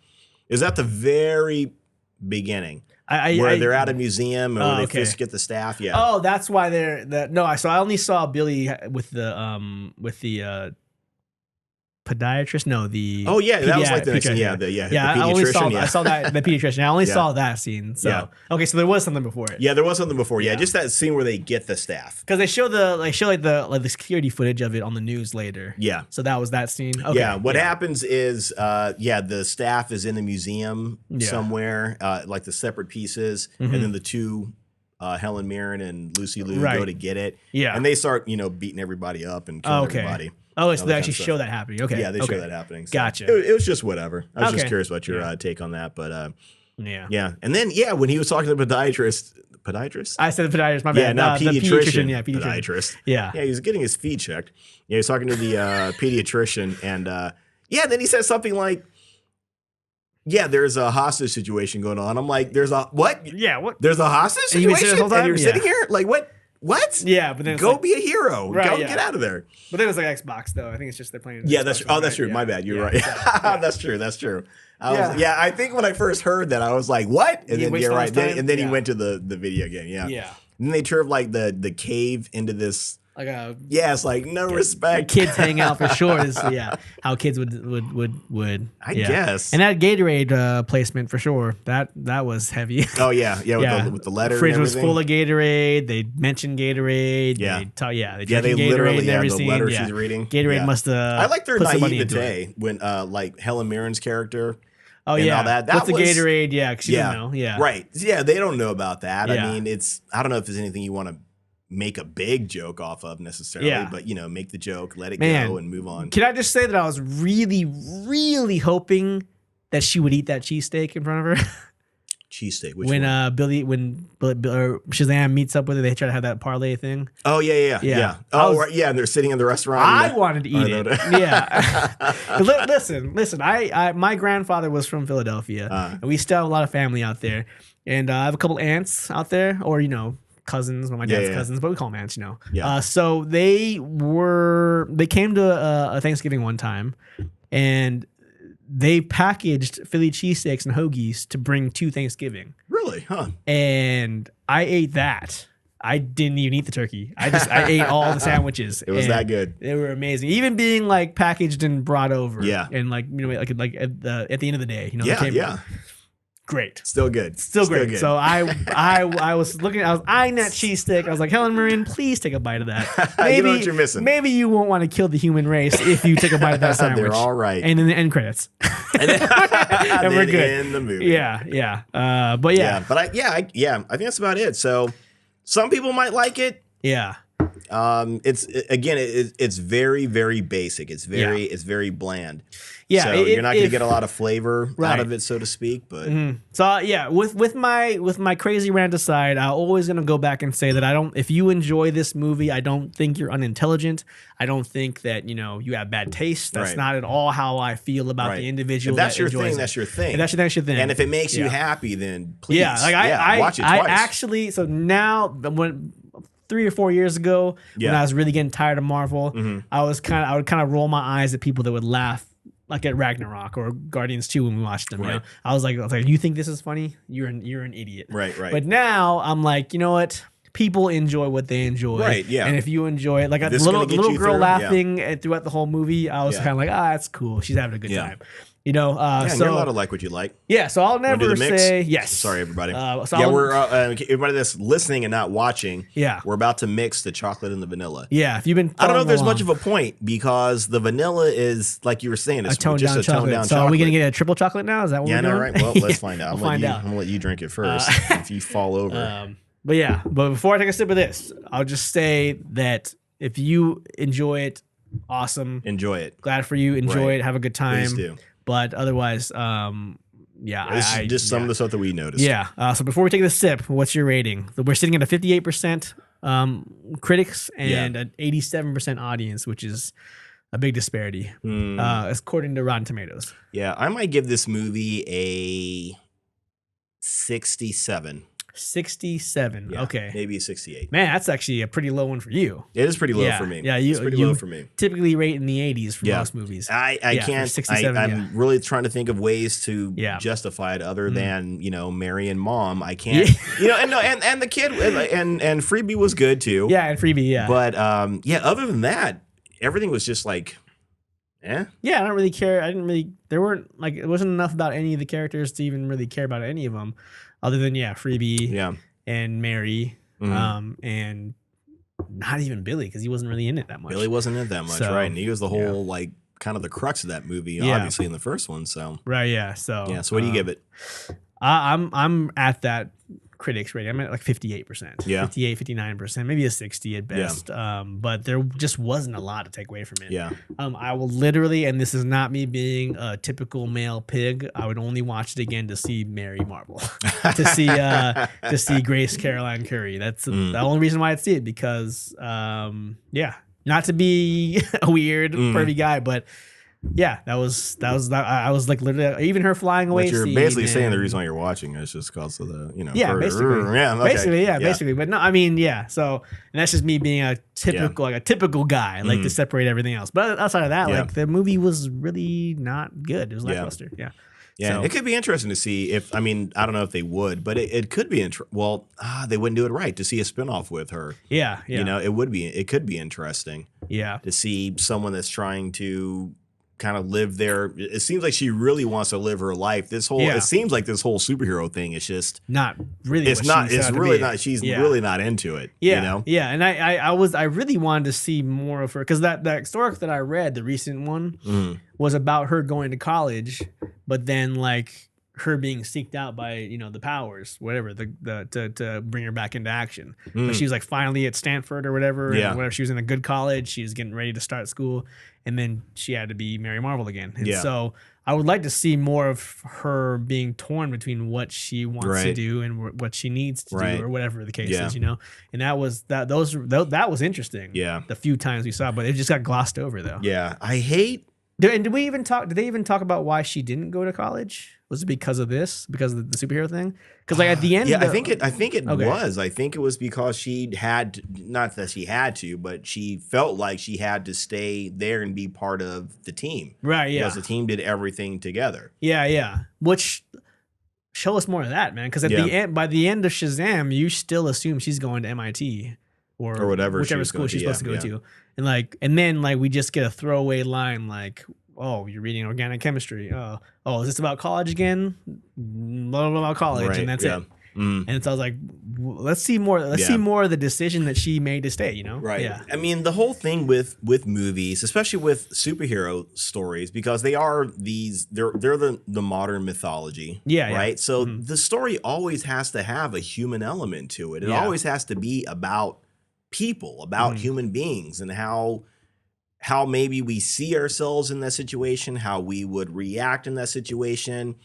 We have to be able to see ourselves through these characters. And the characters we see ourselves through are the normal characters. Right, yeah. The human beings, not the superpowered gods. I mean, every once in a while with a joke or whatever, that's fine. But the root has to be those kids. That has to be the root of the character. Yeah. So it could have been, you could do something great with all these different characters. Because they're all they're all kids. They all have their different and they all have quirks. Backgrounds in this foster care system, which is hell, I hear, in a lot of ways. Right. I mean, it's not like they have a very good situation with their family, obviously. Right, which seemed very Hollywood. But and then just a quick throwback too is this whole superhero family thing, that is part of the Captain Marvel, aka Shazam universe. That is a real thing. He does have there is a Captain Marvel family, as it was called back in the day. Okay, yeah. Where and there were they were all different, but there were probably a good about maybe 5,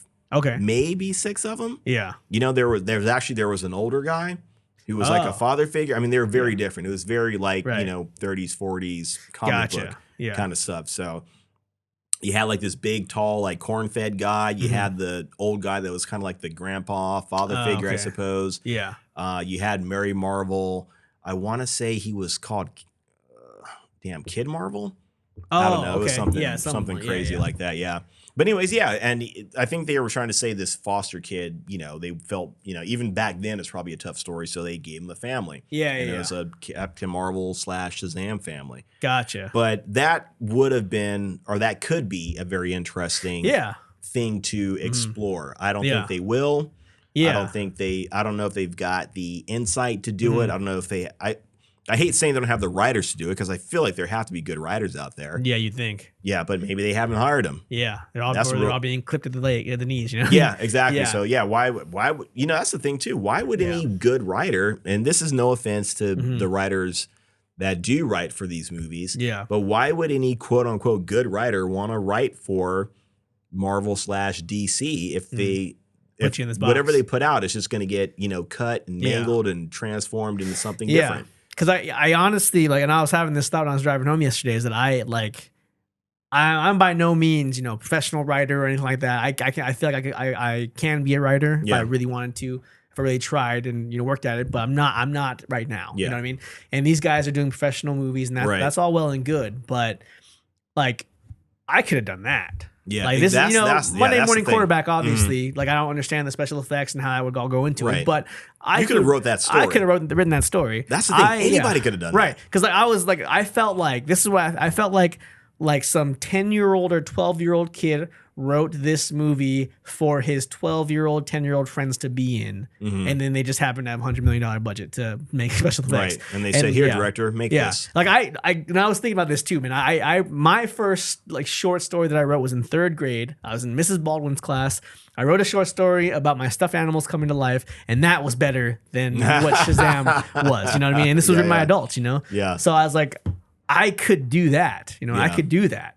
And I can do that better, I think. But I'm also reading this book right now called Save the Cat, which is the definitive screenwriting book about how to tell a story in screenwriting. Yeah. And the guy is talking about how it's a business and most people want to do what's safe because they want a return on their investment. Yeah. And that put a lot of things into perspective of why most Hollywood movies are generic. A plain white piece of bread. Exactly, right? So, and I get it, and then you have the outliers, like Everything Everywhere All at Once that, that shine, but it's not common, what I mean? And I understand why. I get the business, I get why, because obviously if I was putting $100 million up, I would like to get it back. I would get it back, and how do you get it back? By appealing to the most audiences you can without having it be hard to swallow, So... Yeah, you're walking on eggshells. You're walking on you're trying to tiptoe and be really careful not to offend anybody. Right. Like you like this a little bit. Oh, you like this. You like this.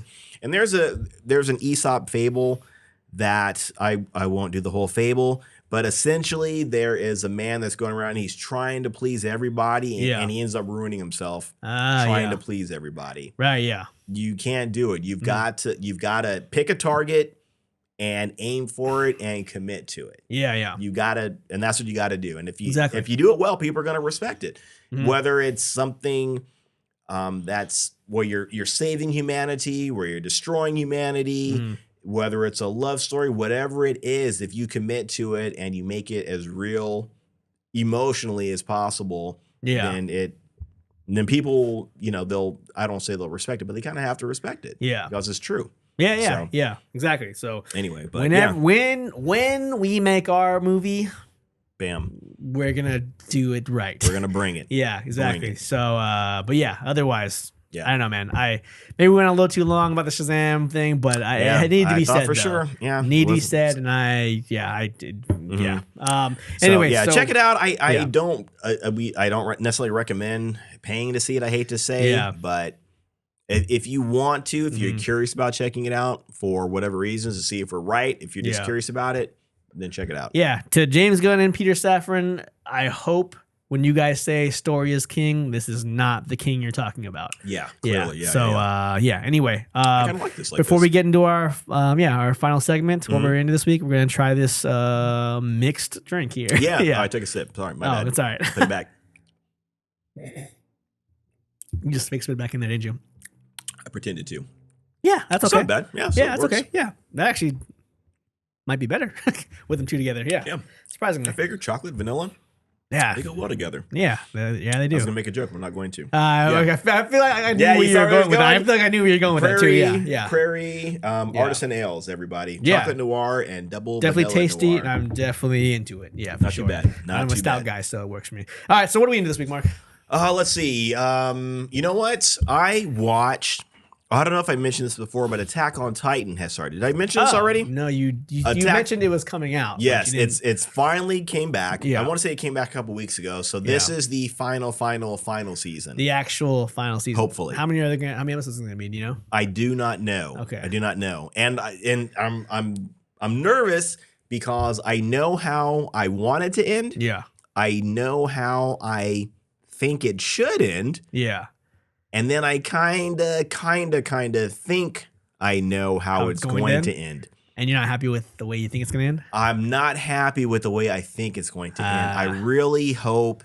And again, this goes back to finding that star and committing to it. Right. They've dropped all the hints that it's going to end a certain way. Mm-hmm. But it might be a little dark. But I'm kind of hoping that Japan won't be afraid. Yeah, the whole country. I'm putting the whole country. The whole country is in charge of this. I'm hoping they're not going to be afraid to pull that hard trigger. Oh, okay. That's what I'm really hoping. And I know there's the comic book is complete. And it has ended? Yeah, okay. It ended a while ago. I'm pretty sure. Do you know how that one ends? Or I don't. I've never read it. I haven't looked online to see how it ends. I'm trying to do everything in my power to avoid it so I can just watch this and enjoy it. So, yeah. So there's that. Let's see. History of the World Part 2. Oh, still going on. I don't know if they ended. I think I might be an episode 2 behind, maybe. Okay. But still watching that. Love it. And that's about it, I think. Okay.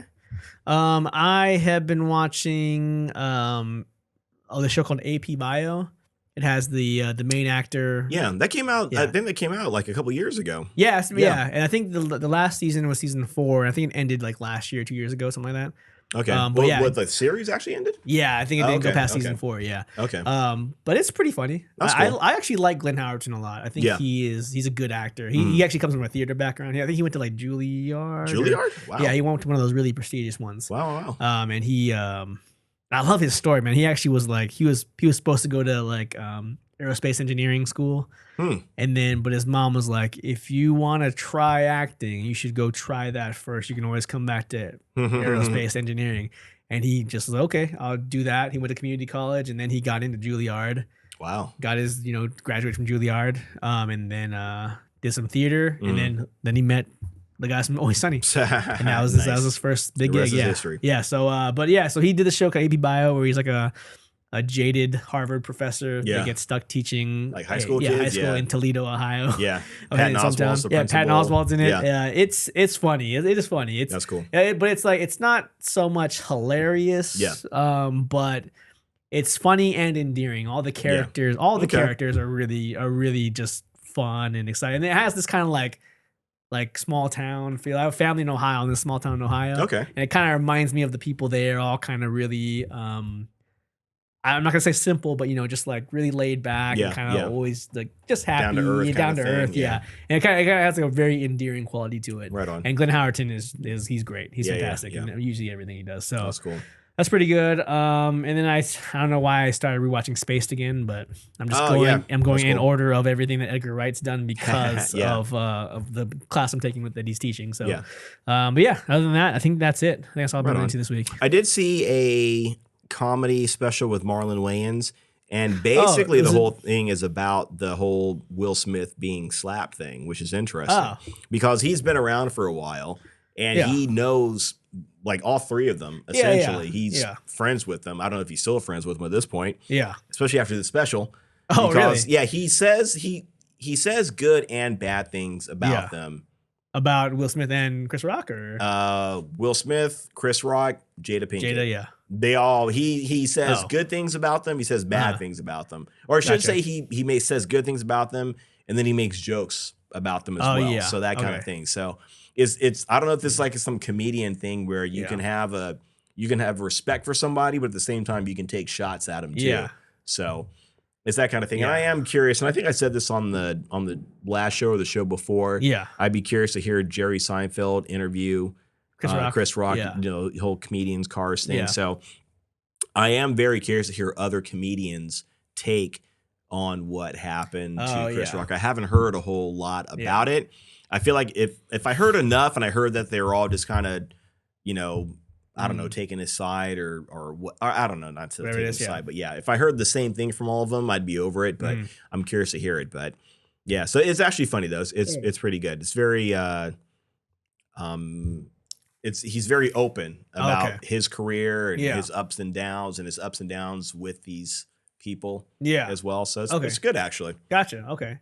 Yeah. Nice. But that's about it. Sure. Nice. Okay. I think that's it then, huh? Let's wrap it up, everybody. That's it, right? Mm-hmm. Yeah. Next week we're talking about Trigun Stampede. Yes. Yeah, very popular anime that came out in the 90s, late 90s. And Stampede is the latest one. Remake, I guess I would call it. It is very different from the original one. Mm-hmm. But I'm not going to say anything about it until we talk about it next week. I think RG's going to be here next week.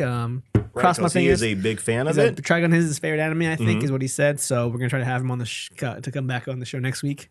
Yeah, that's right. I think he said that is his favorite. Yeah. So if you guys are fans of Trigun, or if you're not, I think you can check out Stampede without watching the original one. It doesn't connect at all. It's a completely different remake. Yeah. A reboot thing. But if you want to appreciate good anime, I'd say watch the original one too at some point, because I like the original one a lot too. I'm still watching the original one, so I put it down. I haven't jumped back into it, but I will. How far did you get into it? Are you? How many seasons is it? Just one or two? It's just one season of 24 episodes, I think. Okay, I'm probably halfway through. Okay, gotcha. Or maybe a little bit more. How are you feeling about it so far? It's. How am I feeling about it? I haven't watched it in a while, especially because I was gone last weekend. Oh yeah. It's cool. I'm waiting. I don't know. I feel like I'm waiting for the rest of it to like the real juicy stuff to start coming along. Yeah. I mean, he's a great character. He's very likable.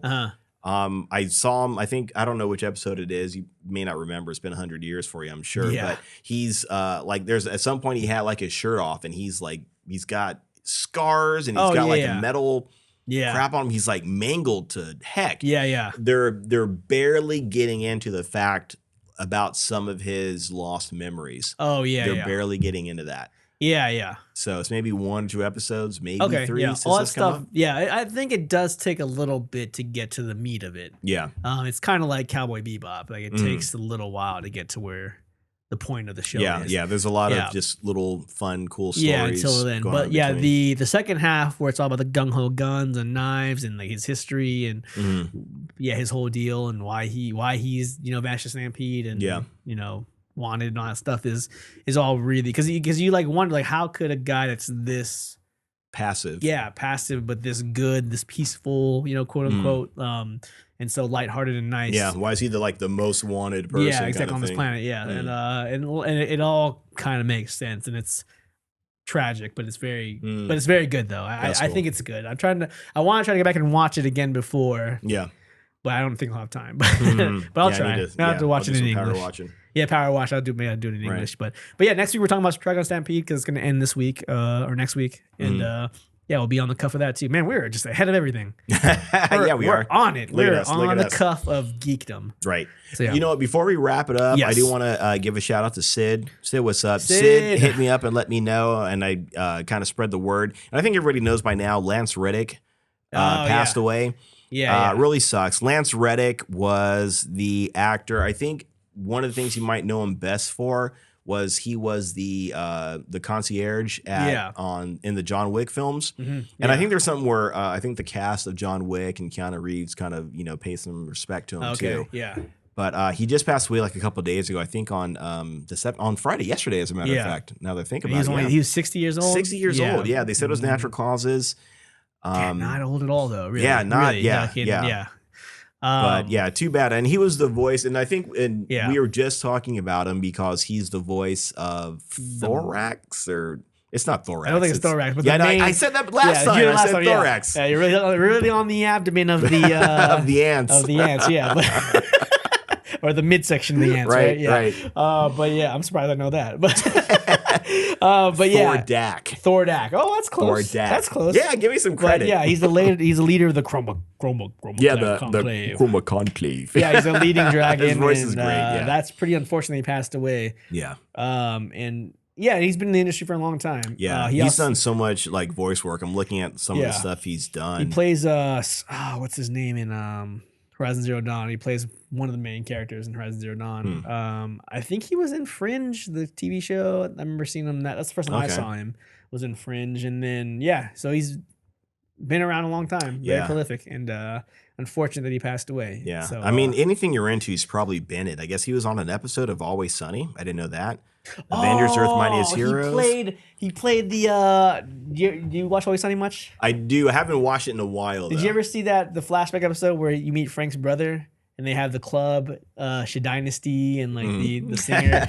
that is probably one of the funniest, probably top 10 episodes. It's so funny because the flashback of Frank and his brother, and they wanted to open up basically a jazz club, and they're these white dudes want to open up a jazz club with black people, and like Lance Reddick is the opposing guy, like he is like a Black Panther guy and him and Frank love the same lady named Dynasty. Dynasty is her name. Dynasty, yeah. I forgot he was in that. Yeah, that was him. Yeah, oh, he's funny. That's a hot He's mess. funny in that too. Yeah. Yeah. So so he passed away. He was on Fringe. Okay, he was on Fringe. Okay. So he's done a Silence. He did the voice of Silence on Horizon Zero Dawn. Okay. Yeah. Yeah, he's done a ton of stuff. Like anything that you're into, he's voiced it. Yeah. Yeah. He's been in the industry for a long time. That's unfortunate he passed away so young. So. And I was gonna say there is another artist that passed away, Bobby Caldwell. What You Won't Do for Love, the song What You Won't Do for Love. Oh, yeah. Okay. Yeah, I knew the name. Yeah. He passed away recently, a couple days ago. Wow. Okay. I don't see it here. But yeah, here's something, and this is just kind of messed up to say, but I just got to say it because it's the truth. He is a Caucasian gentleman. I would have not known that. I have been on Earth for a minute, and I have not known that this guy is white. The guy that sings the song "What You Won't Do for Love." That song right there, he's white, and that's a bad song. Oh yeah, that song is the shit. It's been sampled so much. Tupac, all this. That guy is white. Hey, listen, don't nobody. Yeah, don't tell me that a white dude can't have soul. That guy, that song is the hit. Yeah. That song is the hit. He just passed away. I did not know that at all. And that's wrong. That somebody should have been putting this guy out there singing, doing something, whatever. How is it like, and that's like one of the things when this happened, like nobody knew he was white.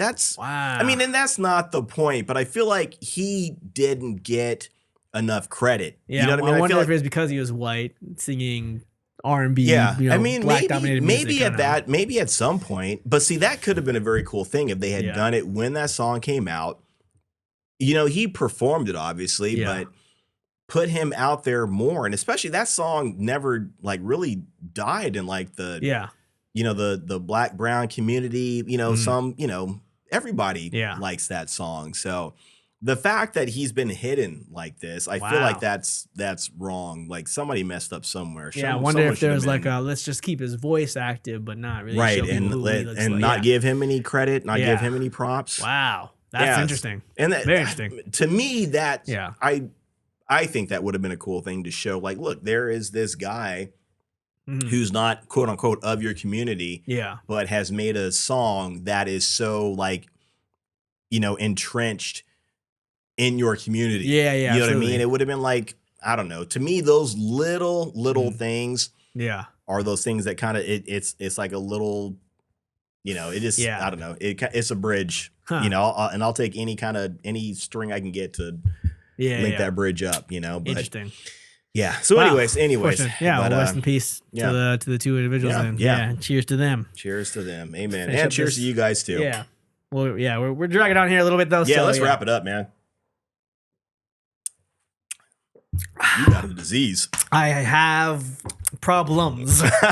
Plural. I don't know if that's one of them. But anyway, yeah, so as always, guys, thank you for tuning in. We appreciate you. Yeah, we are working hard on this. It's a lot of work to do this every week. Yeah. But we are also having a good time. Yeah, it's labor love. Yeah, exactly. Labor love. Stop everything in the world. Yeah, it's a tough thing to do, but we are still doing it, and we appreciate you guys for tuning in, checking it out, sharing, liking, commenting. Right.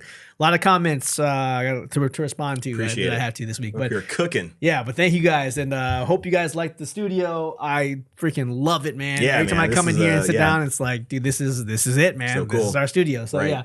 Yeah, we spend the first hour just like playing with everything. And yeah, exactly. Yeah.